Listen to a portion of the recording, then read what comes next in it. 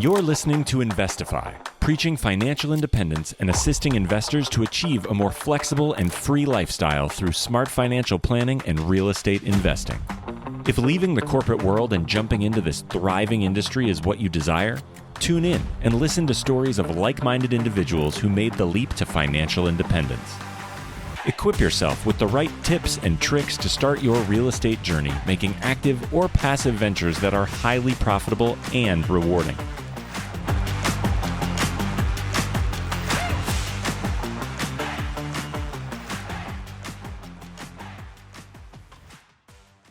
What's going on, everybody? You are listening to Investify. My name is Craig Curlop, aka the Fi Guy, and I'm here with my co-host, Mr. Chad, the Dad, Rocky. What up, Chado? Hey, Craig. How you doing today? Dude, I'm doing pretty dang good. I'm kind of amped up after today's interview. How about you? Yeah, super amped up. The guy is just a genius, and I feel like every week we say this, but the amount of like go-gettingness, is that a word? A go-getter? Go-gettingness that Brian has, and what he's been able to accomplish in literally a few short years is amazing and inspiring. Yeah, I kind of forget how short of a time it's been, too. Like, I see him, like, he's really good at posting on socials and documenting the journey and all that kind of stuff. And so it feels like he's been around for a while, but it really hasn't been long. Like, come to think of it, I had a conversation with Brian. It was probably like summer of 2021. So like not that long ago. I mean, in business building business building language. And he's already quit his job, sold his rentals, started a whole business. And now he's got like a business that does over 7 figures in revenue each year. Right. So I think that's a massive win. And Brian kind of lays it out. He shares his story here, shows you how it got it done and how he's inspired lots of other people to do the same thing. And so with that being said, why don't we bring Mr. Brian Luebben onto the show? This episode of Investify was brought to you by the Fi Team, a team of investor-friendly agents that service all 50 states. If you are looking to house hack, to invest, grow your portfolio, and want a true investor-friendly agent on your side, go to thefiteam.com and click Get Started, and we can't wait to have a good conversation with you. Brian Luebben, welcome to the show, my friend. How you doing today, bro? What up? What up? Good to be back, man. It feels natural. It's like I'm like busting in the door saying, honey, I'm home. Time to go round 2, baby. Let's go, dude. Man, it's so good to see you and so good to I've been kind of watching you. I feel like since the beginning, man. Like I feel like we were having conversations years ago about you like maybe sort of thinking about potentially starting a podcast and all that kind of stuff. So now you've blown up. So I'm really excited to kind of dig into your story here. Yeah, man. You were guest number 3 or 4 on my podcast, The Action Academy. And since that point, I've interviewed over 470 people, all multimillionaires, 7 to 9 figures, a couple 10-figure billionaires, 3 billionaires to be exact. I've done a show every single day for 2.5 years, 5 episodes a week. And now since that point, we've built $1 million business on the back end of that, quit my job, traveled around the world, 37 countries. And now we're on a path to build that up to a $50 million a year cash flow business. Dang, dude. Hold my beer. That's insane. Yeah. So yeah, things are all right over here. So we're about to have a hell of a podcast, ladies and gentlemen. Yeah, dude. I'm excited to dig in, man. And nothing, no great story starts without a beginning, right? So why don't you take us back to the beginning as to where this whole thing started? Absolutely. So I was in the same boat as most of the people listening to this. So I graduated college. I went into sales because I learned about salary. And I was just like, oh, okay, cool. So I'm going to do this thing. And if I'm good at it, I get paid money for working 40, 50 hours a week, right? But then I realized I was like, okay, so if I'm better, do I get more money? And the answer was not really, dude.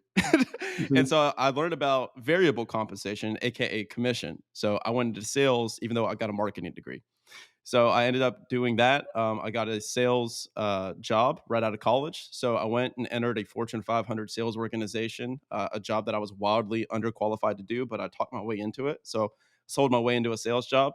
made it to the top of that company. Over a period of 4.5 years, I made it to the top of that Fortune 500. So I was number 8 out of 5,079, which we talked about on your last show, like I think 2 years ago.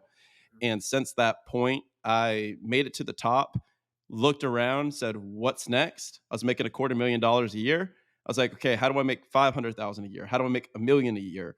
More importantly, how do I do this working the same hours that I work today or less, right? Mhm. So how do I apply leverage? How do I apply scale? How do I delegate? And the short answer is you can't unless you own the company.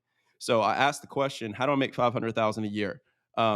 Okay, I guess I'd have to be the CEO, right? I'm like, okay, well, if I was the CEO, would I be able to have like freedom, my time back, which is why we're all doing this. If you make all the money in the world, but you don't have your time, it does not matter. I was like, wait a second, the CEO works twice as much as I do. So wait a second, on a like dollar per hour basis, I'm actually better where I am right now. And that was the point that I decided I needed to escape. And so what I ended up doing was buying cash flow and real estate, started up my own podcast company, was able to replace $20,000 a month in income, both passive and active income. I quit that job in March of 2022. We're coming up on 2 years right now. When this airs, we'll probably be at 2 years.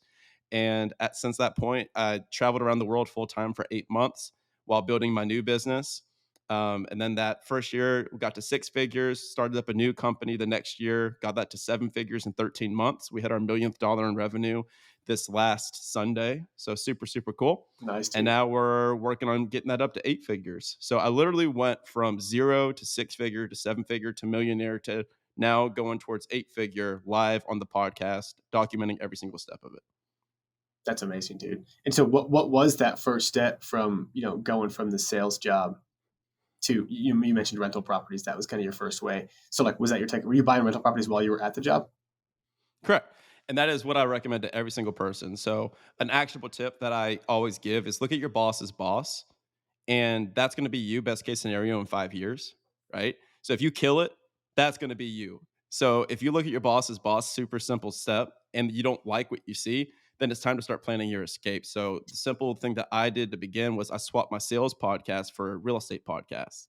And I learned about the house hacking strategy. In your books, I think your book maybe was just out at the time. I read your book. I read about it from other people. I heard it from Brandon Turner and Bigger Pockets. And I said, okay, I'm going to do that. So I was living in an apartment, and I told my roommate at the time, I said, hey, man, I'm going to save up $25,000. I'm going to put 3% down, live in one room, rent the other rooms out. And I did that once a year. Where were you at? What part of the country? That was North Atlanta. North Atlanta. Okay. All right, man. I do want to. We do this with almost every single guest on every episode. We want to get into your first deal, your first real estate deal. So we're going to dig into that, and then we're going to go forward. So, Chad, you know what time it is, bro? I do. It's time for the for real deal. All right, Brian. This is the first real estate deal that anyone has ever done, and it's what got you started. So why don't you just dig us into the details on that, and I'll give you the floor.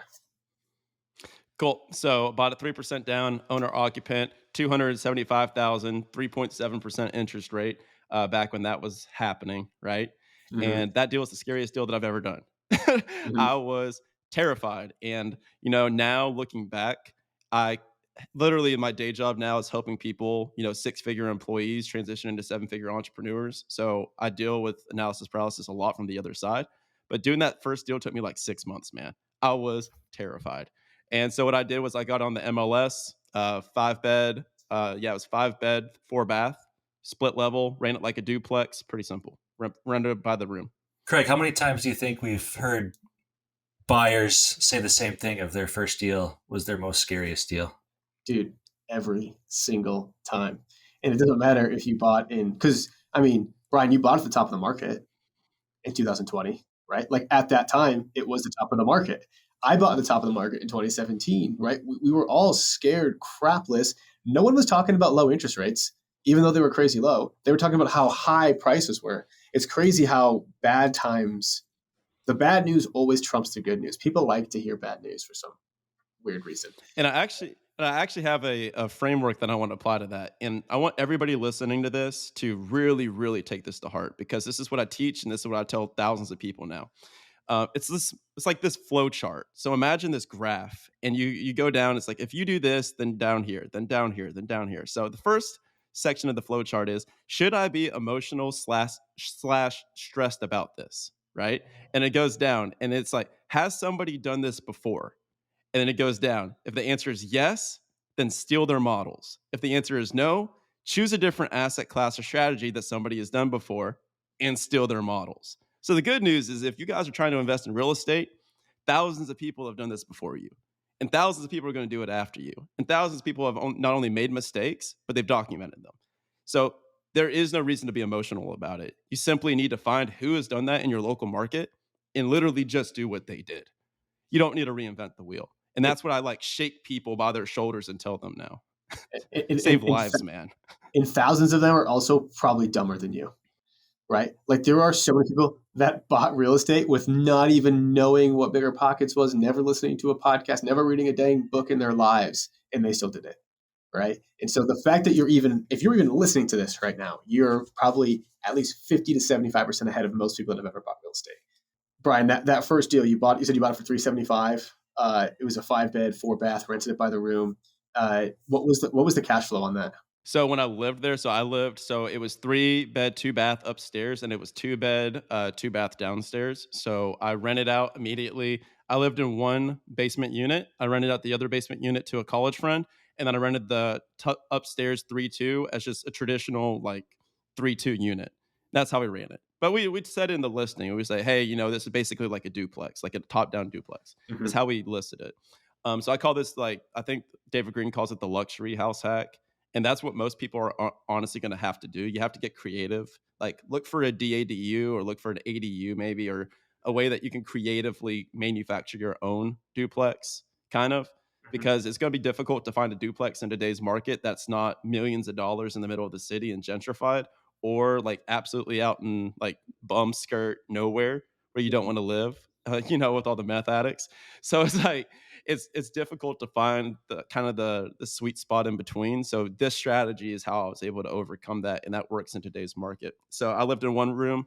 While I was living there, I was cash flowing about like $100 a month while living there. So that was actually super cool. And for people that are listening that are brand new to real estate, you want to take the gross rent minus expenses and then put 20% on top. That's your PITI, your CapEx, your repairs, your vacancy, stuff like that. So it was $100 while I was living there. And then by the time I moved out and I did it again the next year and I got that thing fully rented out, that thing was cash flowing me like $1,600 net per month. And then so was my other property. By the time I finished, I was making about $4,000 a month pure net cash flow for my rentals. That's awesome. Just something else to keep in mind too, of like you're cash flowing 100, but you're also not paying rent. And so, there's that additional savings that a lot of people always forget about of what's the alternative here of paying the $1,600 or making 100 and living for free. So yeah, and in today's market too, it's a lot harder to live for free or make $100 while you're living there. And so even if you're paying $600, $700 to live in a place, like you're still coming out ahead massively. And so like, all the markets are shifting. Like, Denver is the one that I know the best, right? And so like 10 years ago, you could buy a duplex, you could live on one side and rent the other, and you would cash flow. 5 years ago, you had to start doing rent by the room or something somewhat creative. Now those creative strategies are going to make it really hard to live for free. And it's kind of like, it's following the paths of like, dare I say it, like a San Francisco or an LA, right? Where like people are still, if you owned property in San Francisco or LA, you would probably be pretty happy, right? Even if you're losing some money. And so Denver is probably that way. I think Atlanta is probably like maybe a step or two behind Denver in terms of pricing and all that kind of stuff. But all those markets are shifting that way. I think San Francisco's and LA's are going to be like, London, right? In these international cities where you don't see people, like the American dream is not going to be the same like in 10 years, 15 years from now. Not everybody's going to own a home. That's not going to be the case. So yeah, let's light some brains on fire. All right. So I, back in the day, bought a house a year. I did the most vanilla, simple, basic, best cash on cash return possible, like the easiest vanilla way of real estate investing. Save up your money, you buy a house, you live in one room, rent the other rooms out, rinse and repeat the next year. If I could go back and talk to that kid, now that I'm 29 and that was me at like 24, if I could go shake him by the shoulders, I would say this is the worst idea that you're ever going to do. Do not do it this way. I would have done it completely different if I could go back. Because here's the kicker. Exactly what you said is true, Craig. Really, if you're looking to cash flow in today's market, single family real estate's not the way to go.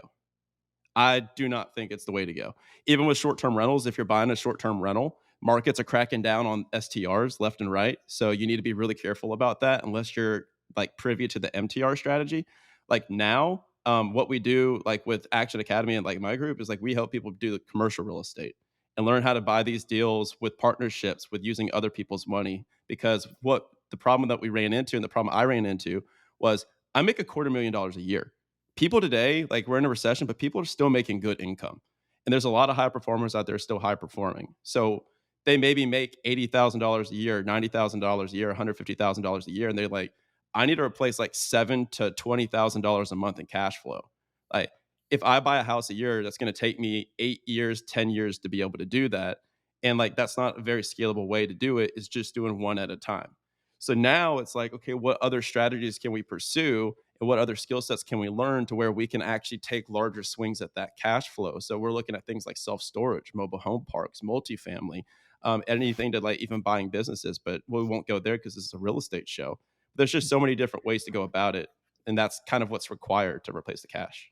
Yeah, and I'm not arguing with you, right? I think there's a tremendous opportunity here in the commercial class, but I think like it's not an or, it's not an and or. It's an and, right? It's like if you're going to spend in a market like Denver, you're going to spend $30,000 or $40,000 a year in a house hack, right?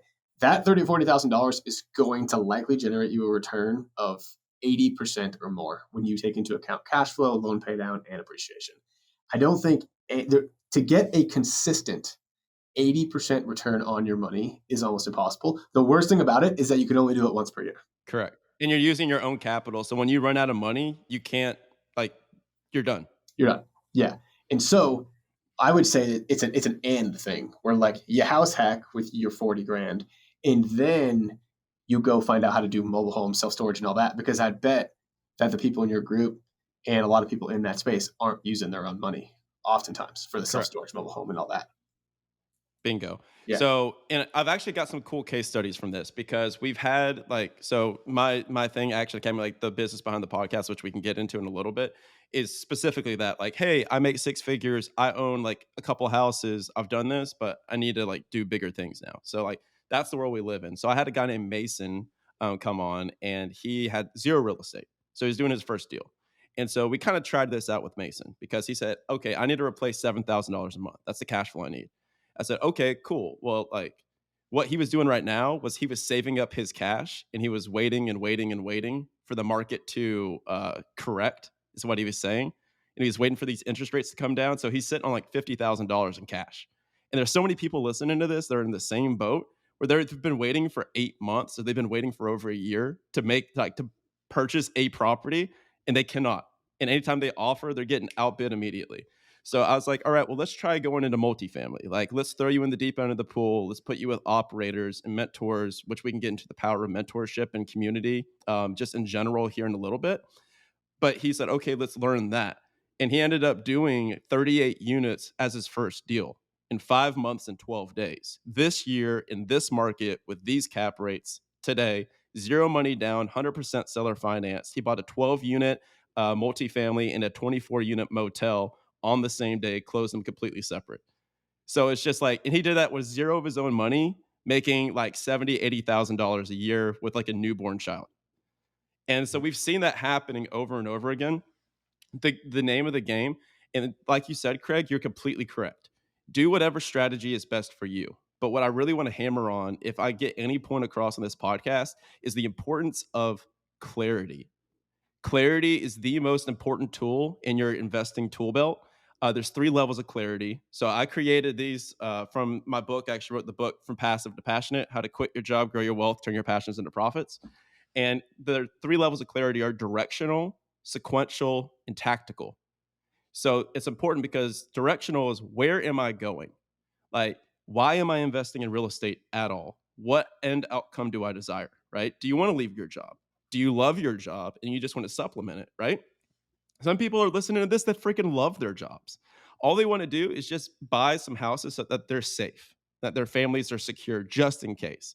Other people are like, I need to get the hell out of my job tomorrow, right? So that's directional. Where am I going? Sequential is how fast do I want to get there?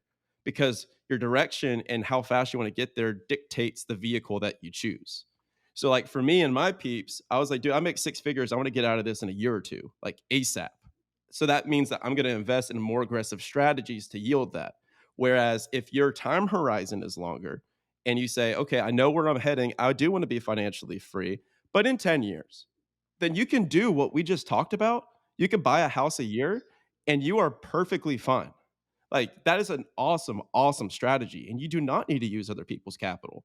So just to pivot, it starts with clarity is what we get at. And then so like for me and Mason and for those people, we were just like, we need to replace like six figures of cash flow in 2 years. So we need to be more aggressive. Yeah, dude, I love that. And I love that you put words to it because, like, that's one of those things that you read it and you're just like, yes, yes, yes. Like, all of the thoughts comprised into 3 words, right? I was thinking that too because on my first house hack, like, people would argue, most people would agree that it was pretty aggressive. Like, I slept behind the curtain or whatever. And it was because, like, I wanted to achieve financial independence in as quick as possible. So like yesterday. And so I took drastic measures to get there. And so, yeah, man, I love that. And so, you kind of, you mentioned you had a couple of rental properties. And then you decided to, like, pivot again, right? That's when you decided to leave your job, and then you pivoted again. What happened after the rental properties? You had $4,000 of passive income. Correct. So the irony was when I began investing, so I can speak from this perspective because I have been both parties. So I have perspective from both sides. When I first started investing in real estate, I loved my job. Of course I did. I was working 30 hours a week, making $250,000 a year. I was the top guy in the country, in the country. So they were like, we're going to make you a manager, a VP, all this stuff. And I was like, yes, give me all of that. I love that. But on the side, I'm going to buy some real estate because that's what smart people do. Mhm. But then things changed. So, it's all about the optionality of leaving your job, even more so than just like being like, screw this, I'm out, right?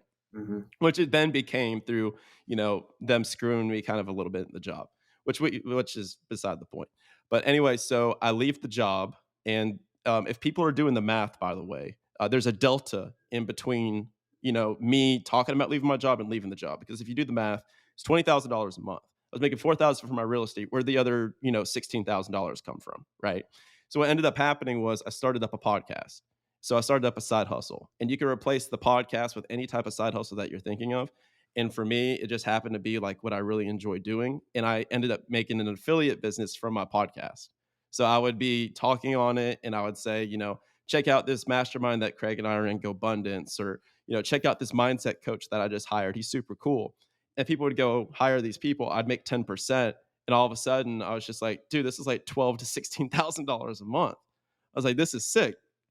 So that's what got me the delta to be able to leave and still invest in my real estate while I was traveling. What was the premise of the podcast? What would you talk about? Yeah, it was pretty simple. I wanted to learn how to become financially free. And so I was just like, I'm going to interview every financially free person and ask them how they did it, and then just do that. So that was the show.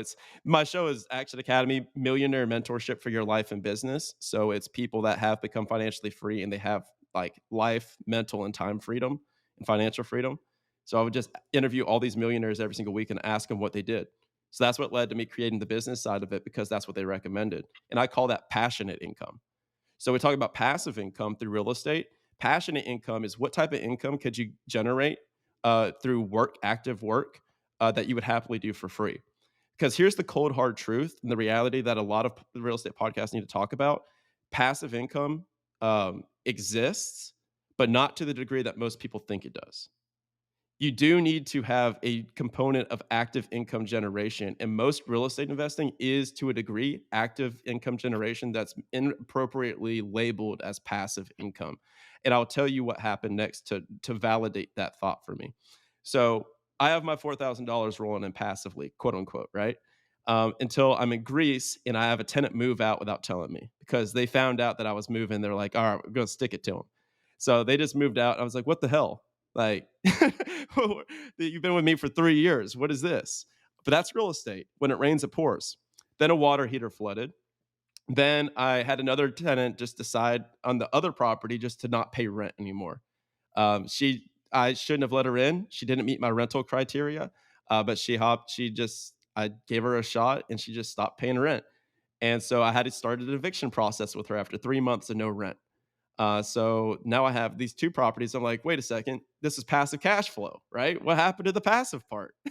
Mm. And now I've got these repairs. So as I'm traveling, I'm evicting this woman, I'm doing all this stuff, I'm managing it all remotely. And then eventually I start building up my own business, which we can get into later if you guys want to, the main business that we do today.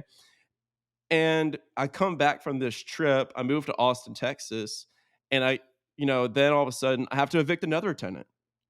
And I was just like, what is this? This is bananas. And I talked to one of my friends and he says, dude, with your new business and the new stuff that you got going on right now, like this isn't worth you dealing with anymore.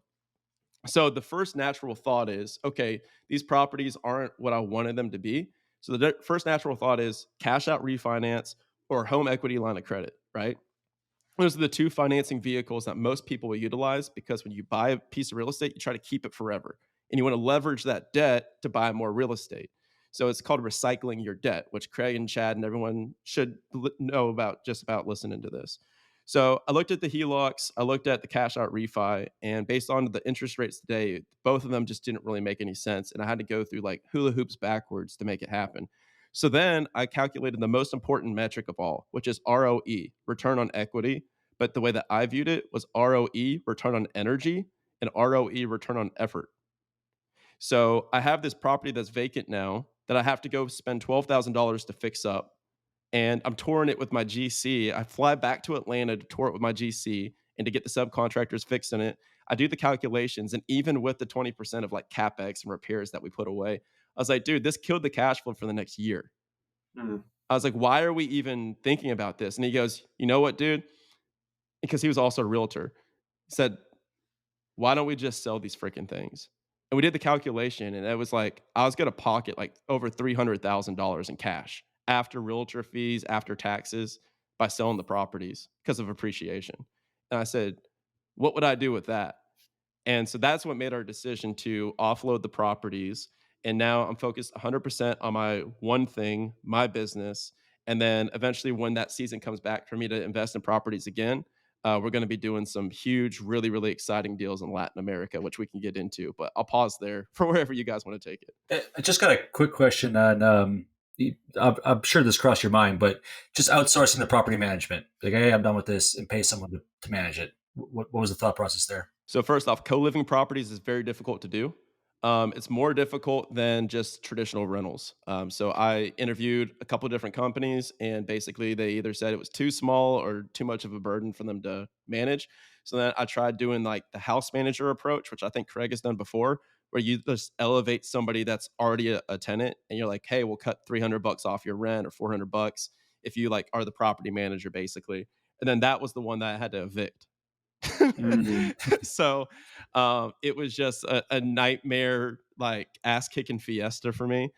So long story short, then we did the calculations, and then that would cut the cash flow even more. But at this point, I was already making $40,000 a month in my core business. So I was just like, why do I even care about this? Like, this is a headache for me. I need to do my one thing, which is actually a point that I want to take and drive home a quote that I want people to remember. Everybody looks at millionaires, which we are now, and they say an average millionaire has 7 streams of income. That therefore means that I need 7 streams of income to become a millionaire. That is wildly, wildly incorrect. Most millionaires, because I've interviewed over 500 of them on the podcast, and I know thousands of them personally, most millionaires become millionaires by doing one thing exceptionally well and then branching off of that source of income into other vertically integrated sources of income. Craig, you are a wonderful example of this. Like, you started up your real estate team, started up the brand, you wrote the book, the house hacking book, you did the house hacking strategy. Like, you're a really wonderful example of vertical integration. And then like the next step for you, which me and you haven't spoken in a while, but it could be like starting up a title company, starting up a mortgage company, starting up a private lending business, starting up a rehab company. Like, that's how it goes, is you establish your one core source of income, and then you branch off of it. So that's what I do now with my business, Action Academy, which is the business behind the podcast. And then we're at $1 million a year right now. And then we're going to branch off of that and use that to buy real estate. So I'll pause there. Dude, I mean, you said it very well, right? And that's exactly it. And the hardest thing to do, and I learned this in my business school too, is to acquire a customer, right? Yes. What's easier to do is to keep them coming back if you provide a good service and sell them on multiple things and don't let them go anywhere else. And so once, like, what is the there's lifetime value of a customer, and there's also like, I forget the total metric. You probably track this, but it's like, how much revenue does every customer pay you in every different way, right? Correct. And that's like, getting those two numbers up, it could be the lifeblood of your business. Yeah. And it's the same thing for anything involved in real estate too, guys. So it's like, if you guys really want to know how the millionaires do this and how you get to $10 million plus, it's really the guys that are, hey, I'm going to, like, David Green's another wonderful example. He's like, I'm going to start buying real estate. Then I'm going to become a realtor. Then I'm going to open up a title company like we just talked about. Or my friend Andrew Abernathy that does self-storage. He does self-storage. Then he buys the company that builds the garage doors for the self-storage facilities. Then he buys a construction company that's doing all the grading and development for his facilities. Now he does ground up development. And then he builds a software company that's like specifically for his self-storage. And then it's just piece by piece by piece building this freaking empire. And so, like, that's what we're doing right now. Is like, we had the real estate investing. So then we teach other people about real estate investing, which led to an events business that just did $300,000 off of an email on a Sunday morning. Then that leads to us being like, okay, well, we're hosting events in Latin America. Let's start buying boutique hotels and start buying up these mansions and properties in Latin America. And then that's what we're going to start doing in 2025, is buying the properties that we're hosting the events at, so that you have event revenue going into the property revenue going back to the holdco. But that's a little too high level, maybe insider baseball. Feel free to bring me down. Yeah, no, I mean, I love that, man. I love that. I want to like kind of go back to the story a bit. You sold these two rentals. You got 300 grand. I'm going to throw a wild one out there and assume that you probably had never had 300 grand in your account before, right? At least not like that. And so you said you started this company, but like, what did you do with that 300 grand? So I sold the houses last year in 2023. Where we're recording this. So I'm like August 2023. And now it is February 2024. And I got like 300 grand in my bank account. Guess how much money I have in my bank account now? I don't know, 500. How much do you think? I'm going to assume more. But I have 300 grand, 300 grand, baby. Yeah. I have 300 grand. I haven't touched it. Yeah. I haven't touched it. So, and I can talk about, besides some taxes, which we use some tax vehicles, which I can get into. I was looking at like a DST, a deferred sales trust. We were looking into that kind of strategy, but we decided not to go it.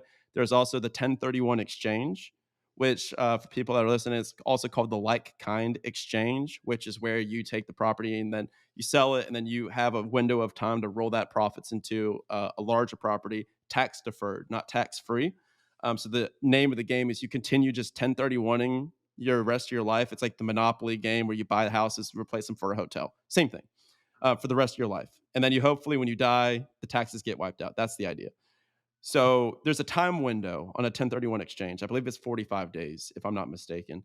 And that time window was creating another job for me. So I was just like, wait a second, I'm selling these to get my energy back, my effort back. Like the ROE is gone here. So what I ended up doing was, I was like, let's just eat the taxes. So what we were able to do is file what's called the homestead exemption, where I lived in one of the properties 2 out of the last 5 years as a primary residence. And so we were able to basically wipe that tax bill out. And then we were able to use the other one and write off like some of the business as like office use from that one. So then the taxes weren't even that great. It was less than 10% that I had to pay in taxes, but I just paid them. So since that point, the reason I sold it was to just have money in my account to where I'm not operating from a place of scarcity. So it was truly to where I just wanted money in my account to where I could run my business and have runway to do the best job that I could do without the stress, without the worry, without the anxiety, because I wanted to build a beautiful business for beautiful people in a beautiful way where I'm not coming at it from a place of, I need to make this sale. I need to do this. I need to do that. And since that point, I haven't even touched it.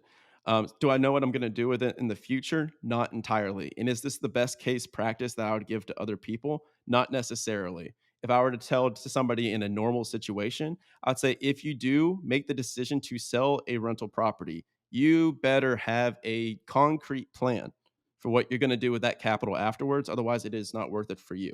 The only reason I did that was because I already had a functional business that I was operating on the front end that made sense. Okay, so I want to get into a little bit of this Action Academy stuff too. And before that, just because this is on the topic, you'd probably say this later on, but I want to hear it now. Of like, how much runway does 300 grand get you in Action Academy? Dude, like, I mean, outside of Action Academy, that's the thing is we don't even use it for the business. Like, this is just my personal money. This isn't even my business account. It's just personal money in the bank of Brian Luebben. Yeah. Savings. Well, it's in the mortgage bonds. It's like that 5% like high yield. I've got half of them in like short-term bonds, and I have the other half in just 5% high yield savings account. So I just have it sitting there. But right now I could not work. Like, I could just like not do anything and live my same exact lifestyle that I do for like 3 or 4 years. I could just travel full time around the world and do nothing. But I love what I do, and that's the passionate income. And like, that is why we do what we do. And that is what I want people that listen to this show to really understand is you're buying sticks and bricks. Do not put your emotion here. Do not put your emotion in this process of like buying the asset. Put your emotion in the journey, in the destination. So like, you need to figure out where you're going. And then like Simon Sinek has a wonderful book on this, Start With Why. And it's that why, it's that destination, it's that vision. Because I had that vision when I was working that corporate job of, I'm going to travel around the world. I wake up and I walk out on my balcony in Mykonos and I can feel the cobblestone on my feet. And I have no calls this morning. My calls are in the afternoon. I can do what I want, when I want, with who I want, do it anywhere in the world. So that's the advice that I give to people is figuring out your why and starting with that. I love that, man. Absolutely love it. I think without a why, you don't really have a purpose, right? And you're not able to actually like drive that business. And it's crazy that you have 300 grand in a checking account doing nothing, right? Like, I think that like it's losing to inflation. It's making 5%, right? Inflation these days is almost more than that. So, but I don't care about that because yeah. I make like right now the cash flow that we're making, like that's an afterthought for me. It's just like, it sounds like the security net of you have that there and you can go travel, like you said, for 3-4 years. And that's like the whole, a lot of what we're talking about comes back to like individual goals and plans, and what makes sense for one person doesn't make sense for the next person. And you even said like, that's not the advice what I would give, but in my situation, that's what feels good and works right now. Correct. And when the next thing comes, I will have a war chest to be able to invest. I just don't know what the next thing is yet. But when it does, I will have millions of dollars to deploy. But the core message that I want to get across is this is not the fund that's funding my fund, right? Like, I pay myself a $10,000 a month salary for my own business. Like, that's what I live off of. So this is just sitting there right now until I see something where I'm like, it's like Warren Buffett's got like $86 billion in cash right now. So like, that's what I'm doing. But the point that I want to get across real quick, and I'll let you go real quick here, Chad, is I don't have to work, but I choose to work, which is the point of everyone listening to this. You're not investing to just sit around and do nothing. You are investing to work on what you want, when you want, with who you want. That is the most important thing. Yeah, 100%.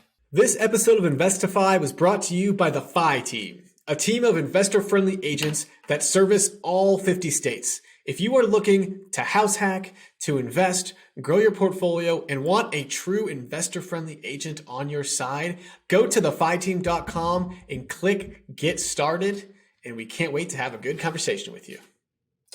If you could just get into when you say like the business, like just what is your sole focus or what is your business as it looks today? Yeah. So I'll walk through in like 90 seconds how we went about the entire thing, because it's a very repeatable process for everyone, and they can even use it with their real estate to a degree. So what we did is I documented the journey. Who is better at documenting the journey than Craig here? Like, Craig has documented his journey from the beginning. And he even mentioned to me and said, hey, like, it's been fun watching you because you post everything. So everybody listening, write this down. This is what you do. If you are buying your first property, document it. If you are flipping and renovating that first property, document it. Say, holy crap, this flip is going sideways, baby. And I have no idea what I'm doing, and I'm figuring it out. And so many people are going to be so attracted to that, not the flashy stuff. They're like, dude, I used the wrong shade of paint, and now I got to go back and repaint this. They're going to be like, dude, been there. And they'll appreciate it. So what you do is you document what you're doing. If you're buying real estate, if you're building businesses, and that's what I did. And then eventually people would DM me 20 to 50 a day or like 100 a week. And they were like, dude, how did you quit your job to go travel around the world? I was like, don't really have time to answer all of these. I'm just whatever. And then eventually I was just like, dude, I should start a course. So then I was like, I'm going to start a course. So I did 100 free intro calls off of my podcast. I just said, hey, I'll do a 15-minute call with you. Call in, and here's my link, and I'll just coach you for free. So I did 100, and I asked every single person, what do you need? And every single person said that they were lacking 4 things. They're like, I'm lacking confidence, I'm lacking clarity, I'm lacking community, and I'm lacking capital. So like, don't have confidence to invest in the big deals. I'm not entirely sure, and I don't have clarity on where I'm going or what I'm doing. I don't have a community of like capital partners, operating partners, these mentors that I hear about on podcasts. I don't have any of those in my market. Where do I find those? And then the last one was just capital in general. Like, how do I invest if I don't have any money? And I don't know anybody with money. So I was like, okay, cool. So I took a month, built a course for that, sent an email out, and then did $100,000 in 48 hours. Then what was even cooler after that was it was the wrong business. Because then I asked everyone, what did you like about the course? And they go, the course is cool, but we really like the people that are in the course. Like, you put us in a Facebook group together and we're doing like deals together and stuff. I was like, oh, that's super sick. Good to know. So I changed it to a mastermind community model. And that was in like October 2022. And then starting in 2023, we launched Action Academy, the community on the back end of the podcast. And then since that point, that community has now just done $1 million recurring. So that's super cool. We have about 300 members, and every single person in that group now is like the best person ever. So what we do is we help 6-figure employees become 7-figure entrepreneurs. So most of the people in the group are like, oh, I've got, 2 properties. I make like 80,000 to 100,000 a year. And I want to do a self-storage facility. I want to do multifamily. I want to do a mobile home park. But like, I need those 4 things. We're like, okay, like, let's walk you through the thing step by step, like one-on-one or like in a group call, not a module. So that's the core business today. Is half the group is operating partners and mentees, and the other half the group is like worth 5, 10, $20 million plus net worth. And they're the capital partners and the mentors. So it's like peanut butter and jelly. You put them together, and we call it the most wonderful combination of ass kicking and hand holding that you can find. On the accountability side. So, dude, I love that, man. So how do you get the people that are, 5, 10, 20 million to even be hanging out with people that are, under like, 100,000? Why are you in there? Huh? I like helping people, right? But like, how do you get, I mean, I guess, yeah, that's just it. Yeah. So, and that's actually the best question. If anybody when everybody asks that question, I'm like, dude, that is the correct one to ask. So for us, I just have so many people that I know from the podcast, and all these people that I meet every single week. They're like, yo, I do want to help people. I do want to like mentor and coach, but the only problem is like, I can't find anyone worth it. Like, all the people that I try to help don't do anything with what I say. And so it's a waste of time. Well, I'm like, dude, I'll just throw you in our group for free. And like, we can do a group call together. You can meet everybody and see how you like them. And what ends up happening is they get so much energy from it, because our people, like, it's literally in the contract when you join, like, you have to take action. If you don't do anything, you get kicked out of the group, and we refund you your money. That's what happens when you have $300,000 of personal capital in the bank. And I'm like, hey, you haven't done anything in 60 days. You're out. Here's your money back. Thank you. And that keeps the group tight. And if you've noticed, Craig, because you're in it, like, everybody is super tight and active and engaged. Yeah. So it's really cool. So say Craig is a multifamily investor, and maybe you've done 100 doors, right? You come into Action Academy and you do a group call, and you say, hey, here's how I built up to 100 doors. Like, ask me anything, blah, blah, blah. So people ask and do all this stuff. And then after the call, what happens is all the members go to that person. They say, what do you need? Like, I'm going to go find deals for you. Tell me what market, tell me what your buy box is. I'm going to go find deals for you. Like, let's do this thing. And then they just get swarmed with either A, deal flow, lead flow, and then they'll underwrite the properties, do everything because that's what they're learning how to do in Action Academy. Or B, those Action Academy members will be the LP in the other person's deals. So we have a guy named Ben who does self-storage, and he did like an $18 million deal, and $400,000 of that capital raise was just from a Facebook post within Action Academy. So it's just like, I'm like, dude, you got paid $400,000 basically to come do a couple calls, like a call a month. And so that's been the recurring theme. And it's super, super fun, dude. This is what I'm most passionate about in my entire life. I'm going to do this forever. It's so much fun. Yeah, dude, and I think that's like contagious, right? Like when you can see how much passion that you kind of exude in your posts, in the podcast, on the group page, like it shows, it's infectious, right? And people want to be around that. I think that's the definition of surrounding yourself with people that are doing what you want to do. Like that's what it's about, just connecting. Yeah, and I'll make fun of myself too, to a degree, because I made this call on Brandon Turner's podcast too, but I think online courses are kind of going away. I think in the next 5 years, we're going to see a massive exodus away from the online course, like, oh, one and done, this is super scalable model, to back to learning how to do the thing with people. Because I make the example of, and this is advice for people that like, this is just me talking about my business. Here's how you guys that are listening can apply this in your lives and businesses today. If you, in the past, for all of human existence, we have learned how to do things one way only, the apprenticeship model. That is it. If you wanted to be a knight and you want to learn how to fight, you fight under a warrior. You're trained for a decade underneath a warrior. If you want to be a blacksmith, you want to learn how to swing the hammer, you're not reading a scroll on how to swing a hammer. You're not watching an online module on how to swing a hammer to build a sword. Like you're working underneath a blacksmith. So if there's advice I'd give to any newbie or rookie that's listening to this podcast, I would literally say, like, the thing that you need to be the best in the world at, that you need to put all your energy, attention, and focus towards, is who in your local market is doing what you want to do and getting in their world and solving problems for them and adding value for them and showing up for them. And if you have nothing, if you have no capital, no expertise, no nothing, you need to bring the positivity, you need to bring the energy, you need to bring the optimism, and you need to bring the stick-to-itiveness where you're like, I am not going away. I'm going to show up over and over again, and I'm going to add value to your life until you just like, I'm irreplaceable to you. And that's what I did for years. For 6.5 years, that's what I did.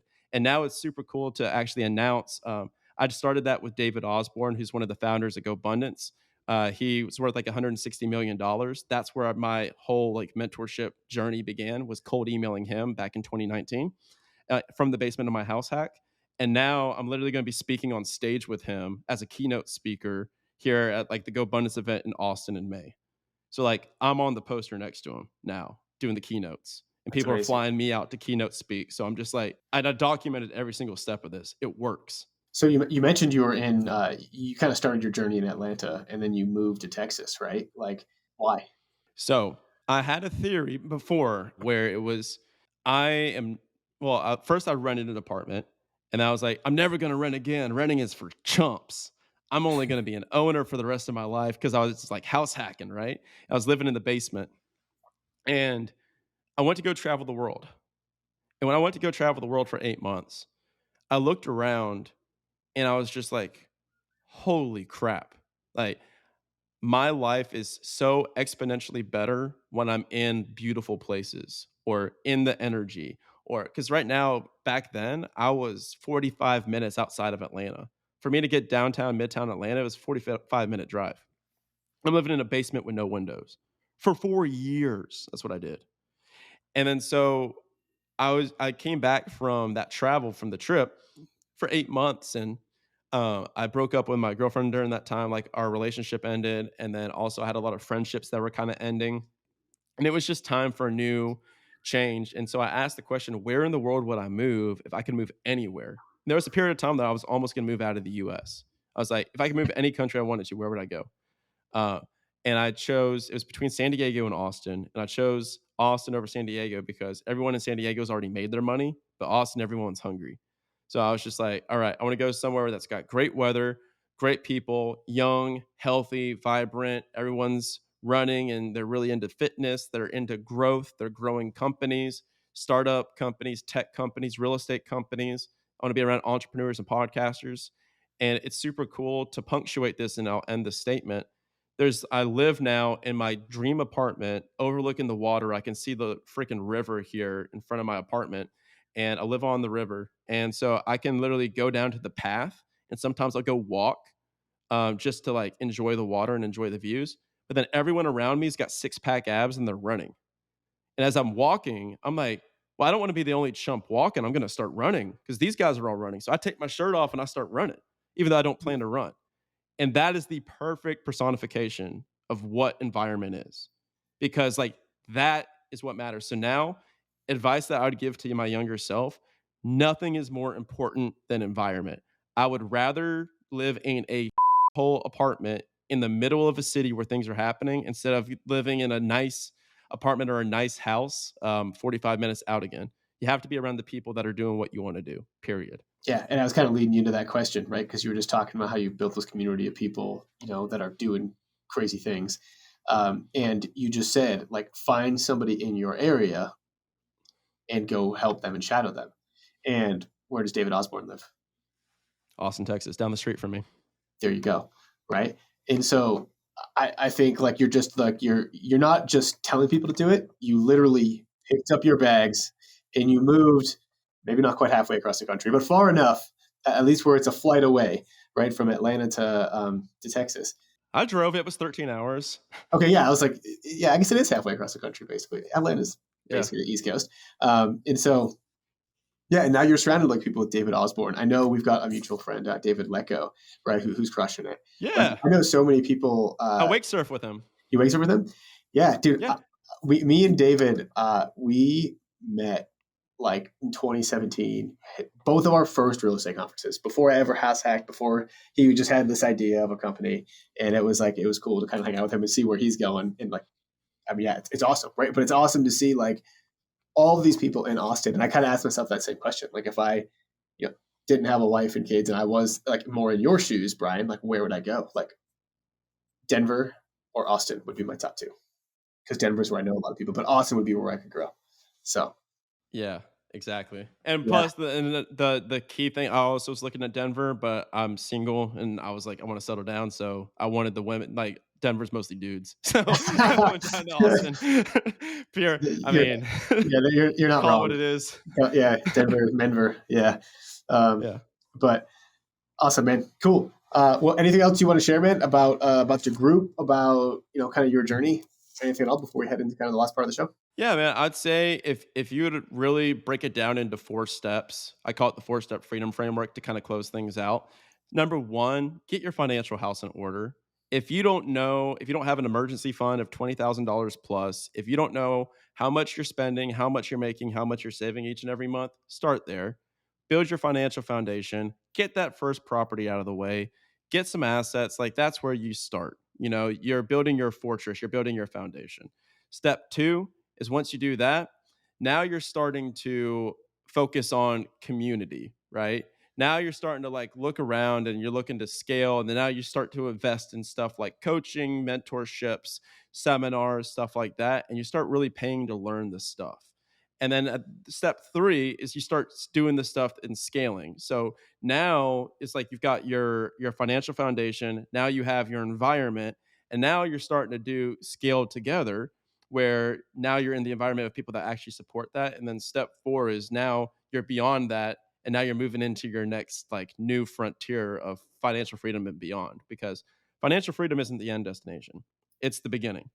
So I wholeheartedly believe anybody can go from 0 to financially free within 2 calendar years. I think 2 calendar years, if you're in the right environment, doing the right activities, you can go from 0 to completely financially free and leave your job. So if you're 28, that's 30 years old. If you're 39, that's 41 years old. There's a lot of life to live after that. And that's where the difficult part comes in. But that's a podcast for another day. I literally wrote the book on it. Passive to Passionate, How to Quit Your Job, Grow Your Wealth, Turn Your Passions into Profits. You guys should get it. It's sick. Yeah, dude, definitely pick up the book, man. It's awesome, right? And I think it's what's cool is like the house hacking and the stuff that we talk a lot about gets you to that point of financial independence. But it's not going to make you like then the next step after that is the passionate. Go start that business because hey, you got $300,000 in the bank account. Hey, you got 4, 5, 6 grand of passive income that's sustaining you for a long time. So love that, man. Definitely check out Action Academy. Check out the book From Passive to Passionate. And Chad, you know what time it is, bro? I do. It's time for the final four. All right, bro, kick us off. All right, Brian, what book are you currently reading? Unreasonable Hospitality by Will Guidara. It's one of my favorite books I've ever read in my entire life. Yeah, it's wonderful. And for people wondering how that applies, it's Will was the owner of the #1 ranked restaurant in the world, 11 Madison Park. And in the book, he talks about how like service is black and white and hospitality is color. He's like, so whatever you're doing in any business, I take a lot of what he said in hospitality and I apply it to our business. Or you can apply it to your short-term rental business. You can apply it to your rental experience in general, where it's like, hey, yeah, we're going to like fulfill our duties as a landlord, but here's everything extra that's going to make this a wonderful experience for you. And then, so that's why I've read that book cover to cover 4 times, and I'm desperately trying to get him on the podcast. It's amazing, man. What's one thing you got from that? Like one tactical example that we could take away? I mean, that quote where he goes, it's not enough anymore to just like fulfill what you say.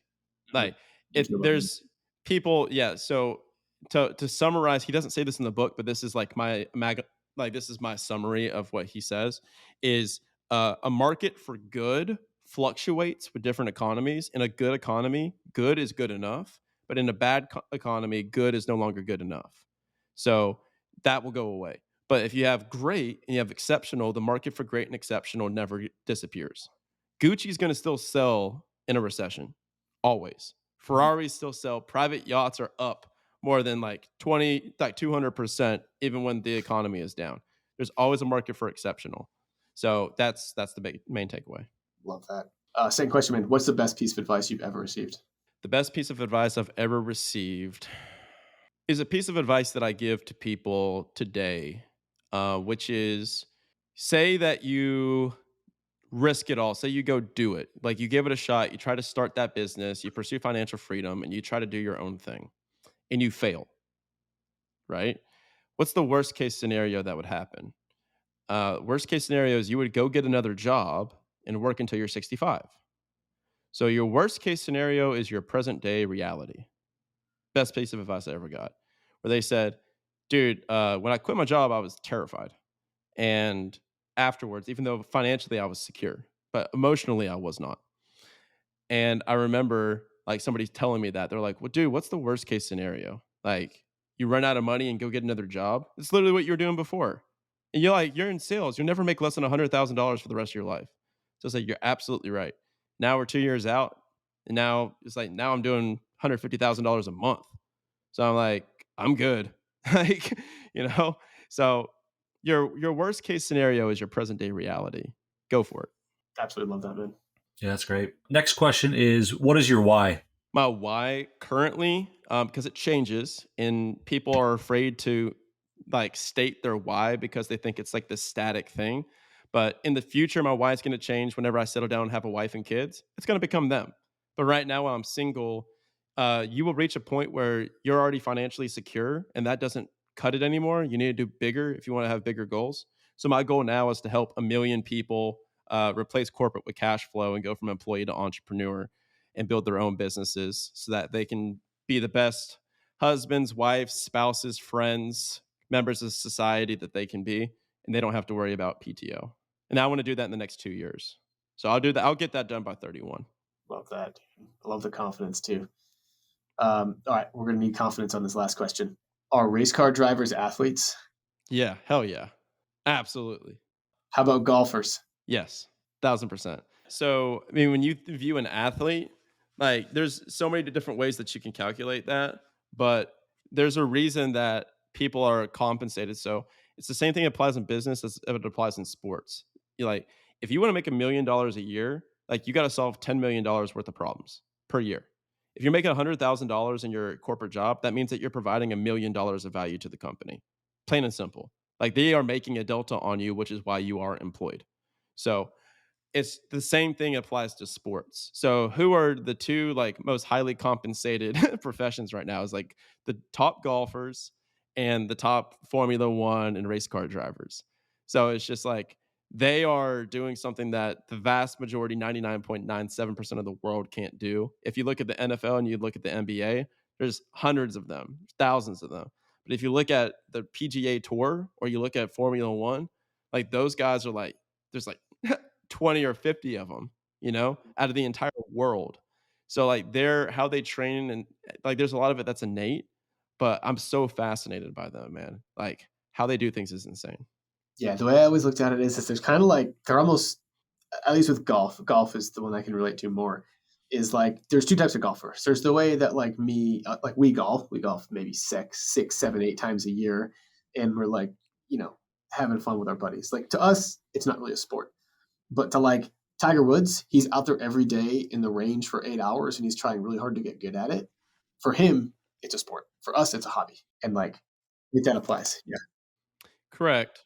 But also when you move up in business though, it becomes a necessity. Like you need to be good enough to hang.